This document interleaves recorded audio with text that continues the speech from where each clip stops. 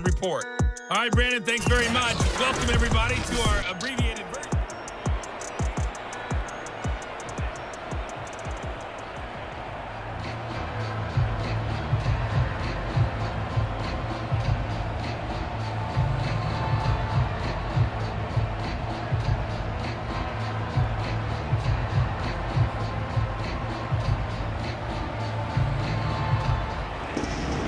The Vikings set to receive the second half kickoff, and they trail it here as we resume play. Taking it about the 1. And he'll be tackled just shy of the 25.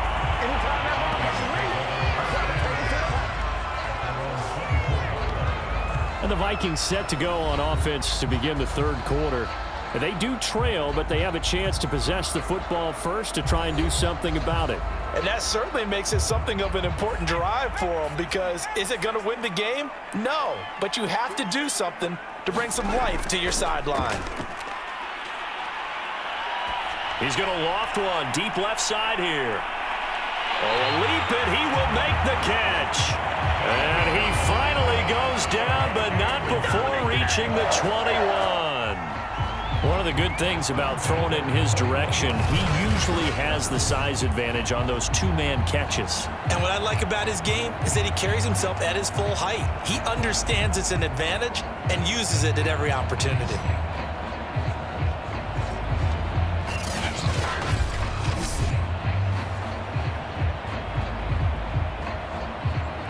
So barely time to catch our breath. Here's 1st and 10 just outside the red zone.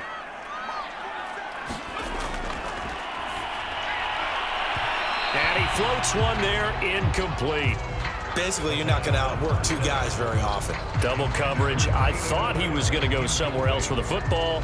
I get it. That's a stud wide receiver. You want to try to get him the football. Yeah, sometimes you rely on him a bit too much. You forget the other options that are out there.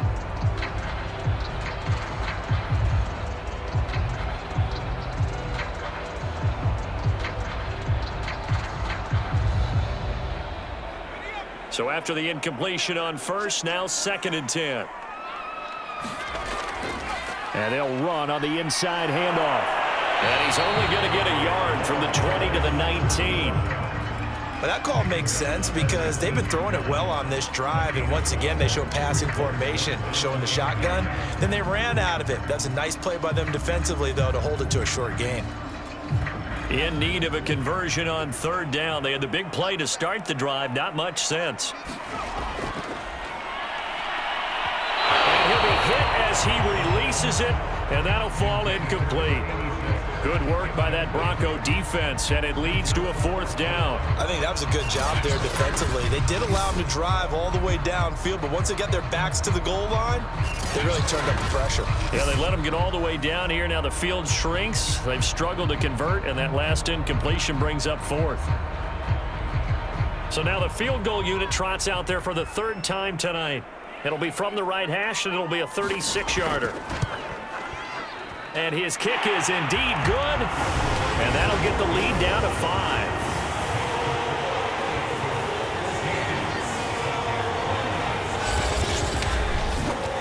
So it's a 3rd field goal for him now. He's accounted for all 9 points. I look down to the sideline, though. You can just tell they weren't too happy for 3. They wanted 6. No, they have to have 6. Look, he's keeping them afloat, but they really need to do exactly what you talked about. They need to get into the end zone and score some touchdowns. Otherwise, he's going to have to kick a lot more field goals than just the 3 he's already put through the posts.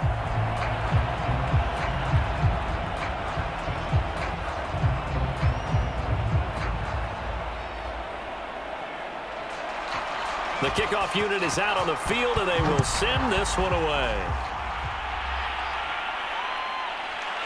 From a yard or 2 deep, here comes a return. And they'll get him down right at the 25-yard line, so the same result, and he opted for the touchback. Now here's the signal caller getting ready to lead this offense again. And he's been fun to watch run the football. We know he can pass, but using his legs effectively here in this one. No doubt about it. Watch him maneuver in the pocket, out of the pocket, making the plays that he's making, which are breaking down the defense. I thought back to when we had our morning jog before the game, and I couldn't keep up with you. Those legs They're valuable for his team. And they work this well upfield across the 45. 106 yards for him on the ground now. He has been a tough man to bring down all night. Well, that last run makes this a 100-yard night. I've loved the way he's hit the holes. He's been quick, he's been decisive, and he's been a whole lot of fun to watch.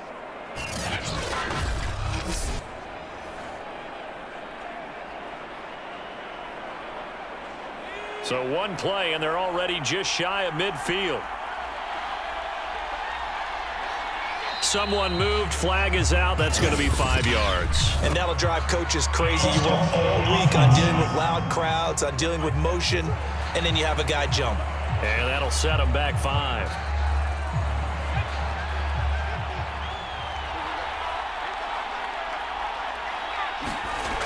Off the play fake, he'll look to throw. He's going to launch this thing way downfield. Well, he tries to force it in, and it's intercepted. Picked off around the 27. When I was in school, math was not my strong suit, but I did learn enough to know how to play cover 3. 2 corners and a safety divide up the field in thirds. On this play, the corner didn't get fooled by anything in front of him.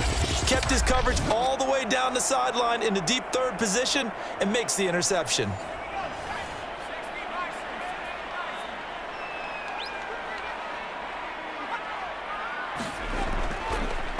Now they'll run it on the toss. And he stopped immediately there.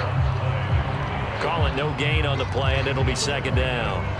They tried to run it to the short side of the field. There just wasn't a whole lot of room to work with. Yeah, it seems like things just kept getting strung out towards the sideline, and it kept looking for a spot to dive up into the gap. There just wasn't one, so that turned into nowhere to run, nowhere to hide. And no gain. On 2nd down, Reich, and not a whole lot doing there as he'll get it up to about the 28-yard line. They do get a yard there, but only a yard. Leaves them with 3rd and 9 looming.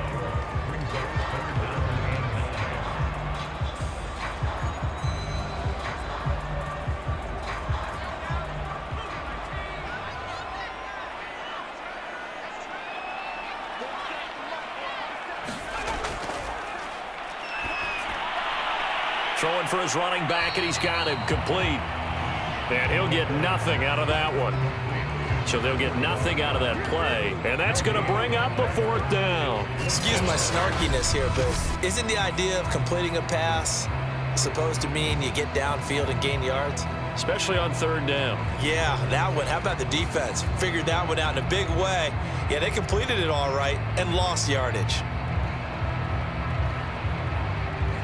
The Vikings send out their punter. And surprisingly, this is the first punt of the game for either team.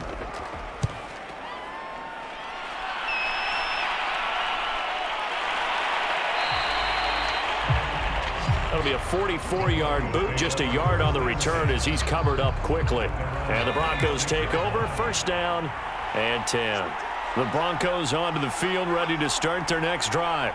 And following the interception, just any interception, are you a little bit more cautious when you start that next drive, or no, you just throw that out the window? I think you are. I don't think that there's any way you can run back out there and go, totally didn't affect me. Let's just go ahead and be loose with the football again. You're going to take care of it, but you have to be careful about being too cautious because now you can't run any offense at all. Still want to attack. We'll see how they attack them here. The last run got 6, now 2nd and 4.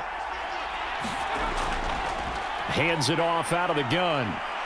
And he'll get it out near the 40 to the 39.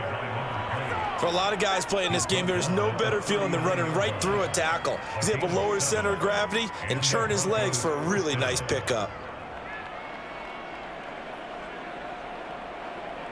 So from the 39 now, they'll come up on a 1st and 10. Now a handoff here to his running back. And they're well past midfield, just a yard or 2 shy of the 40. He continues to have a big night here under the lights carrying the football. And some guys prefer night games. For whatever reason, their bodies react a certain way. They love the spotlight. Maybe that's what it is. The best seats in the house, the ones where he's carrying the football for his offensive teammates. The worst seats, the 11 guys trying to tackle him on defense. Quick hitter here, it's complete. A gain of 6 there on first. So much goes into a successful play, doesn't it? How about that play action there, freezing the defense just enough to bring the tight end free downfield for the completion. From the 35, back to work on 2nd and 4.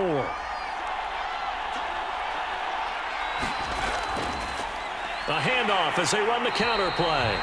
And for one of the first times tonight, he's going to be held up at the line of scrimmage. No gain on the play that time, and they'll look to convert on what will be a 3rd and 4.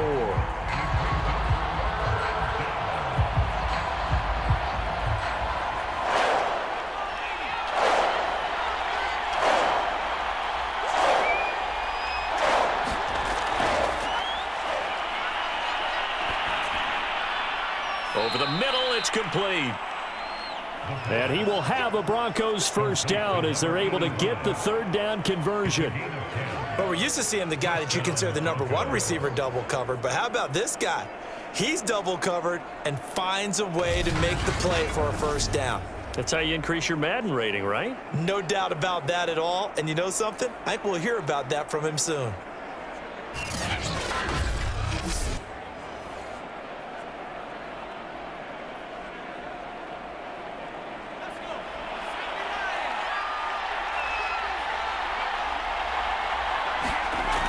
On play action, they'll throw. He's going to go up top for the end zone. And that is a great play there.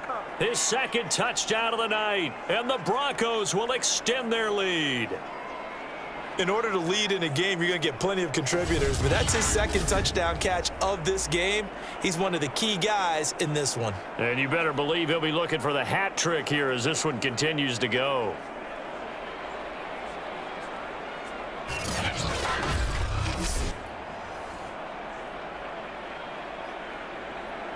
And now before we get to the extra point, remember all touchdowns do have to be confirmed by the replay official.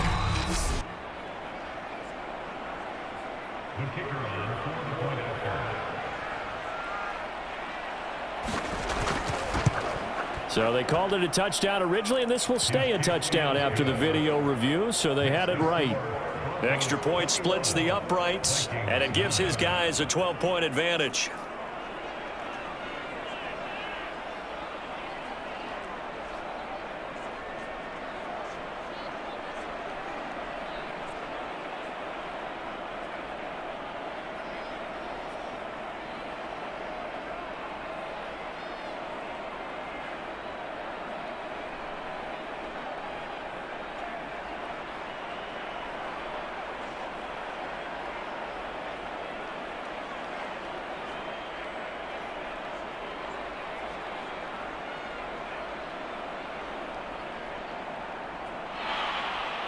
Set now to kick this one away, and off it goes. Taking it about the 1. And he'll be stopped up at the 25.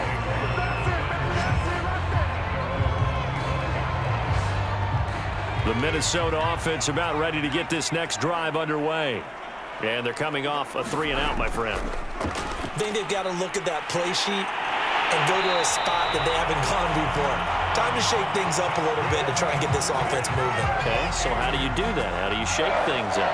You look at what you've called before, realize it hasn't worked Go to so something well, else. and maybe try and find one of those special plays from one of your better players, and maybe try and hit something big and get things going in the excitement area.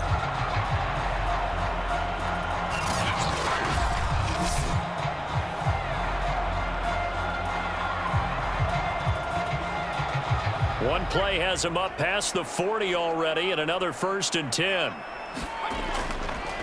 Now a handoff looking right. Credit him with a 1-yard gain there to make it 2nd and 9. We've called a lot of games, but we don't normally talk about inside linebackers being that fleet of foot, do we? No, he was able to get outside there to make that play. Yeah, and you know what makes them faster? Their ability to read plays, understand what offenses are trying to do, and put themselves in proper position.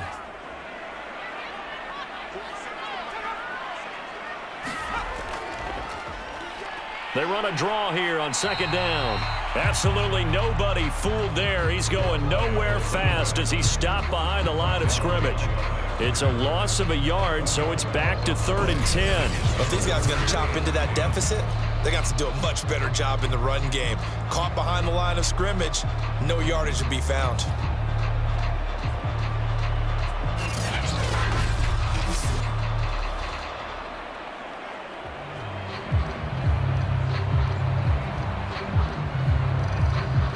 Third down now. Those last 2 plays indicative of how things have gone for them. Just nowhere to go on the ground and struggling to put up points.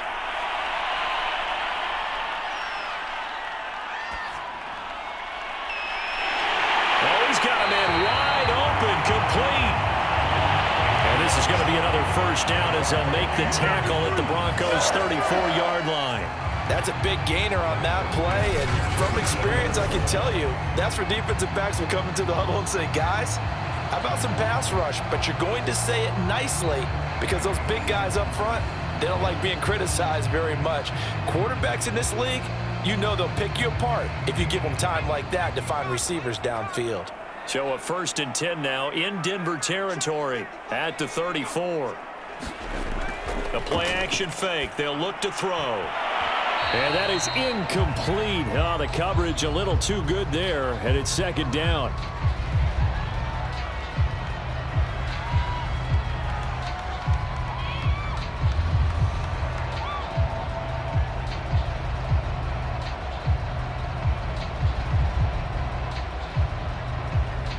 Second and 10.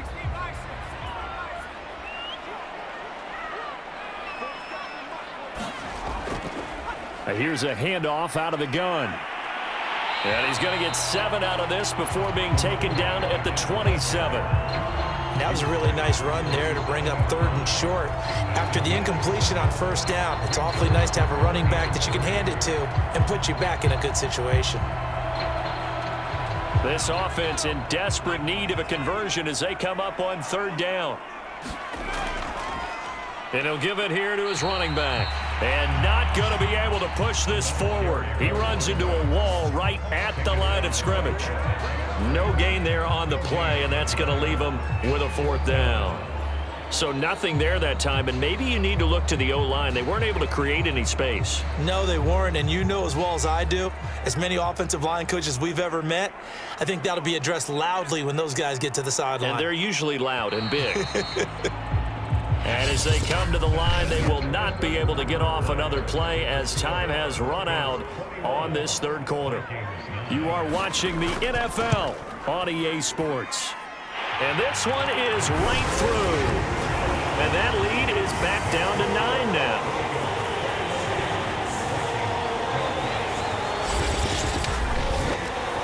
So chalk that down as an 8-play drive capped with a field goal. Yeah, as a friend of mine used to say, they were moving and grooving for a while, but they couldn't keep the momentum going enough to get a touchdown out of it.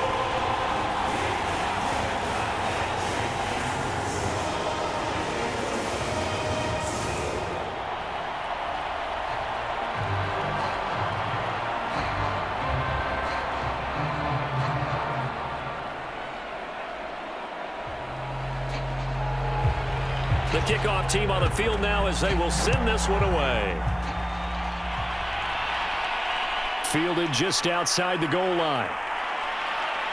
And a decent return out to the 27-yard line. The Broncos onto the field ready to start their next drive. Well, there are 2 scores on the plus side. Still time here in this 4th quarter, but maybe you start thinking about playing keep away? Yeah, I think here's the situation. You're not thinking touchdowns anymore. You're just thinking 1st downs. To keep up with your theme there playing keep away, 1st downs, they can't touch the ball. The last run good for 2. Here's 2nd and 8.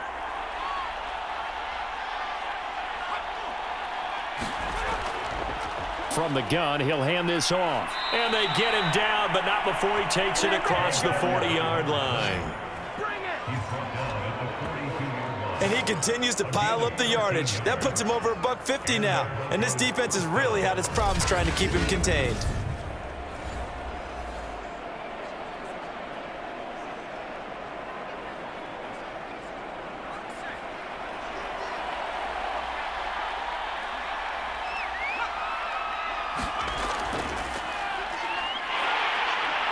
And the play goes nowhere. Losing yardage back near the 40 at the 39.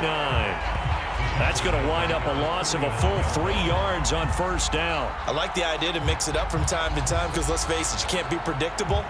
But the execution was a little lacking on this one, right? They might want to go back to the drawing board with that call. After the loss, they'll come up 2nd and 13. Going to give this time to the tailback. And he'll get this up past the 45 to the 47. 8 yards on the run, and that cuts this down to a 3rd and about 5.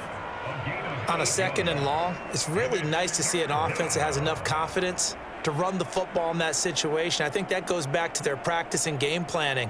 They've seen things that they've seen on tape and in previous games that led them to believe that even in a long-distance situation, they can still run the football and gain enough yardage to put themselves in a good spot on 3rd down. Looking left side, he's got it, complete. And all the way inside the 15 before they drop him. It's a big play there for the Broncos. On 3rd down, it's very simple. Make sure you get beyond the sticks, make the catch, pick up the first down. But in this case, he turned it into bonus time and was off to the races for a monster play.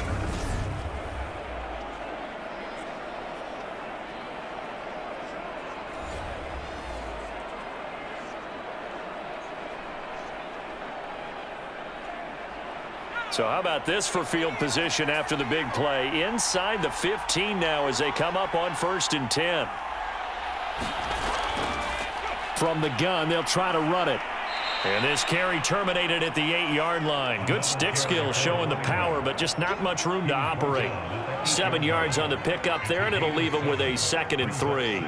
Good gain there on first down. It keeps them in a running situation probably. They did everything right on that play, didn't they? They got the leverage up front, good blocking, nice hole for him, ends up picking up nice yardage, stays in bounds to keep the clock rolling.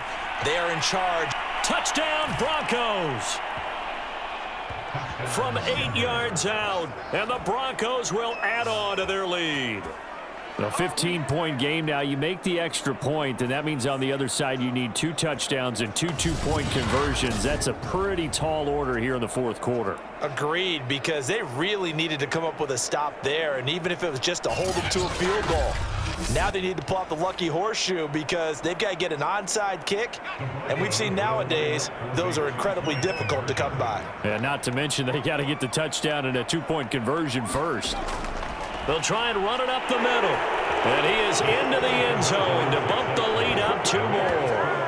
And they're able to ground it in there on the 2-point try. And you and I were talking before the game that 2-point conversions from the 15-16 season, what has changed, what hasn't changed, partner? Yeah, I'll tell you what's changed is just your normal strategy, because now you're either kicking the football with the ball on the 15-yard line, or if you decide to go for 2, they put it on the 2-yard line. So what are you thinking as a coach? Do I risk it? Do I go for it here? Do I try and gain a strategic advantage and maybe go for 2 early? That's what people are wondering about. Out is the kickoff unit as they run up and send this one away. Fielded just outside the goal line. And a nice return sets him up pretty good here right at the 30-yard line. And now out comes Minnesota. And tough to win games if you're going field goal, field goal, field goal here. They got field goal last time. Now they'll be looking for a touchdown. They're looking for the big chunk now because, as you noted, the field goal way of doing it makes it that much harder and puts more pressure on every possession for you now. Go ahead and get 6 and feel a lot more comfortable about the position they're in. Bigger chunks. We'll see if they can get the score. Now a throw downfield is taken in by his running back. And he'll be taken down, but not before they work it across midfield. Decent start to the drive, but let's face it, they need a lot of things to go right in a short amount of time, down 3 scores. Yeah, they're going to run their 2-minute offense here in this game, but this is for future games. Can they get better and be ready for the next time, hopefully with a chance to win?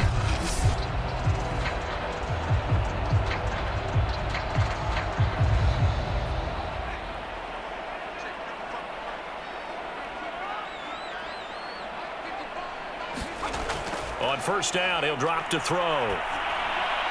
Looking middle, and that's complete. And he is tackled inside the 40, not quite to the 35. Now after the completion, we're going to get a timeout, an injured player. We'll check on his status when we get back.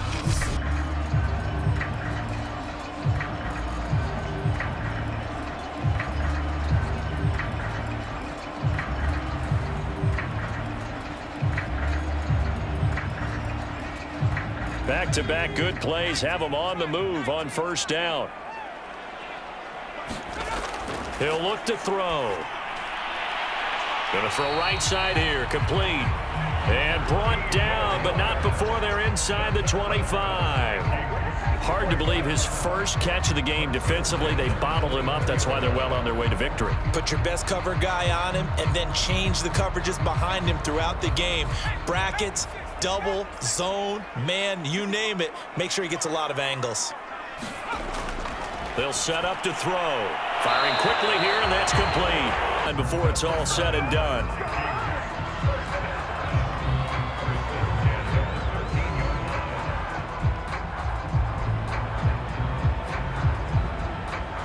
From the 13 now, they work on 1st and 10.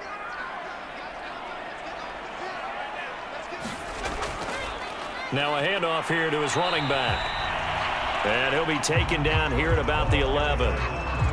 Give him a couple on the carry there, 2nd and 8. He may be a bit undersized compared to the modern-day NFL defensive tackle, but what he lacks in size, he definitely makes up for in his ability to make tackles in the run game as well.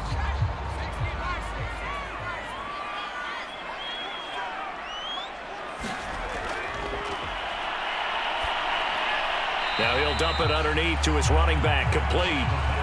They'll give him 4 yards there, and that'll make it 3rd down.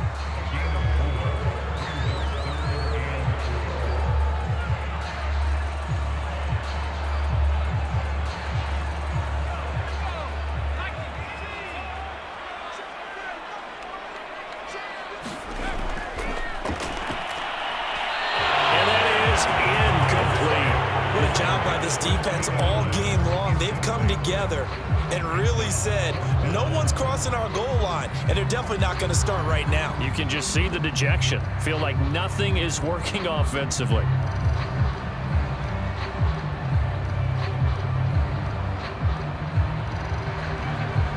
And a field goal obviously means nothing here. They're going to go ahead and go for it on 4th down. Got to try it here. He's back to throw. And it's incomplete. They cannot convert, and they turn it over. Mike Zimmer got to be unhappy with how that turned out. And the Broncos will take over on downs. So a tough pill to swallow there. A would-be touchdown pass in and out of his hands on 4th. Sometimes it just comes down to execution, doesn't it? Because we're always questioning, should they go for it, should they not? Is it the right play call, is it not? In this situation, everything was right except for the finish. You have to catch the ball and convert. And he'll take this one up to about the 13. He'll get a nice chunk there on the 1st down run, and it's 2nd and 4. And in this situation with the lead 4th quarter, they're liking keeping the ball on the ground, I'm sure. That's just smart football, but you know the defense has to know it as well. They've got to stop them here. So now we're going to see that loading the box in a big way. 6, 7, 8, 9, whatever it's going to take, puts a little bit more pressure on your big offensive line. They'll try and run some clock here as they keep it on the ground. And he'll get... Well, I don't think there's any question, Brandon, at this stage, the stop troops and defensive guys, they got to use their 3 timeouts here. They've got to stop them and get the ball back. Yeah, if you're in that 2 to 3 score deficit window that they're in now, you got to get it ASAP. Yeah, no doubt about it. Stop them, use your timeouts. Easier to move the ball on offense without timeouts than to stop them on defense without using them. So 1st and 10 now from the 30.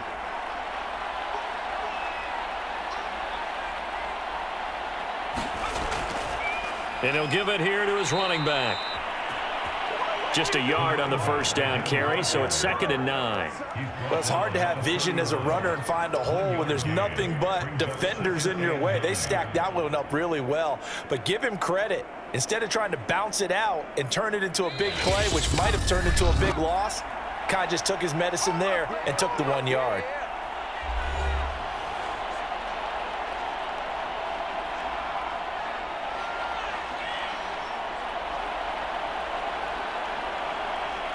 So it's Bronco football as we get you reset here. And no doubt what they're looking to do is just salt away the final couple of minutes and escape with a win. And able to break one tackle, but then quickly brought down. But a nice little gain. Playing against a 3-4 front is really challenging for offensive linemen because they can do so many different things. But when you're running the football, if you can handle the nose tackle up front and then maybe a guard can slide up to the second level and block a linebacker, that's when you have success running the football. And to give this time to the tailback. And he's going to have a Broncos first down as good running gets him to about the 44.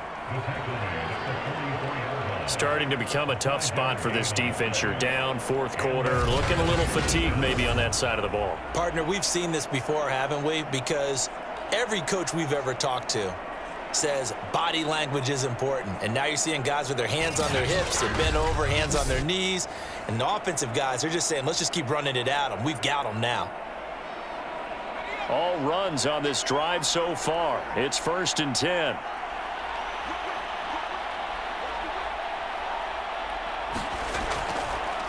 Now a handoff here to his running back. And he's got it across the midfield stripe and into Viking territory. It's a 6-yard gain on the ground, and that'll make it 2nd and 4. They're in a pretty good spot right now with a convincing lead. I think this is where they put on the boxing gloves, start to try and pound them into submission. And the offensive line, they've controlled this game. I don't see why that trend would change now.